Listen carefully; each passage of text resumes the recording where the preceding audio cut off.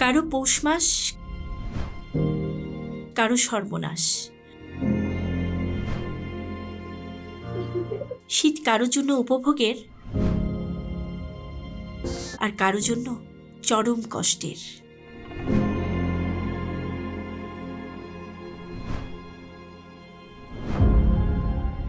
বলছিলাম শীত মৌসুমের কথা, জীবনের কথা।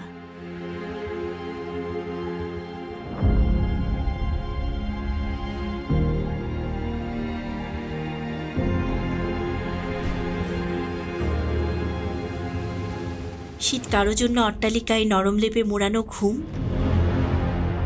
আর কারো জন্য স্যাঁতসেঁতে বিছানায় সম্বল মাত্র, কিংবা বস্তাজোড়া মুড়িয়ে কাপা শরীরে নির্ঘুম রাত যাপন।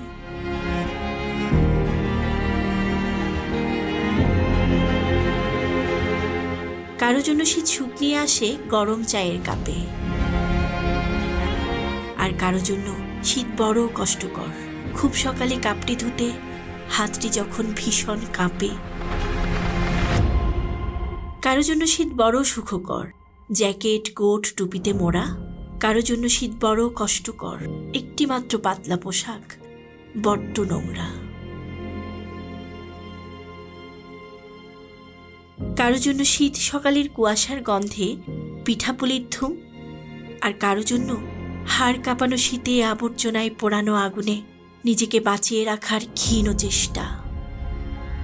শীতকে নিয়ে সুবিধা ও অসুবিধা দুই ধরনের কথাই রয়েছে, কিন্তু অসচ্ছল ও প্রান্তিক গ্রামীণ জনগোষ্ঠী এবং ছিন্নমূল অসহায় মানুষের জন্য শীত বাড়তি দুশ্চিন্তা হিসেবে দেখা দেয়। অসচ্ছল ভূমিহীন ঘরহীন ক্ষেত মজুর ছিন্নমূল বস্তিবাসী মানুষের জন্য ন্যূনতম একটি কম্বল কিংবা কাঁথারও অপ্রতুলতা দেখা দেয় এই সময়। ইউএনডিপির এক তথ্য মতে বাংলাদেশে 6 কোটিরও বেশি মানুষ দারিদ্র্যসীমার নিচে বসবাস করে।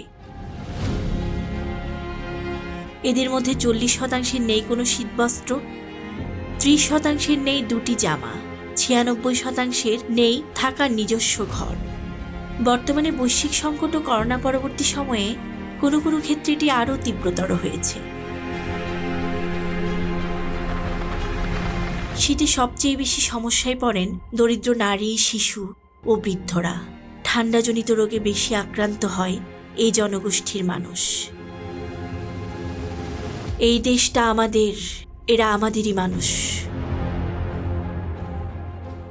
এজন্য সরকারি বেসরকারি উদ্যোগের পাশাপাশি সকল শ্রেণী পেশার মানুষকে এগিয়ে আসতে হবে স্বতঃস্ফূর্তভাবে।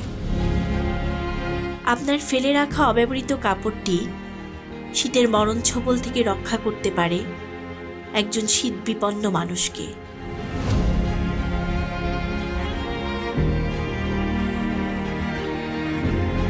তাই এগিয়ে আসুন, শীতার্ত মানুষের প্রতি হাত বাড়ায় একসঙ্গে।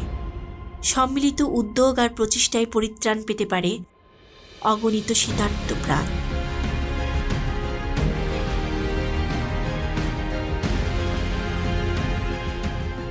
আসুন্না ফাউন্ডেশন কাজ করছে মানবিকতা ও মানুষের কল্যাণে।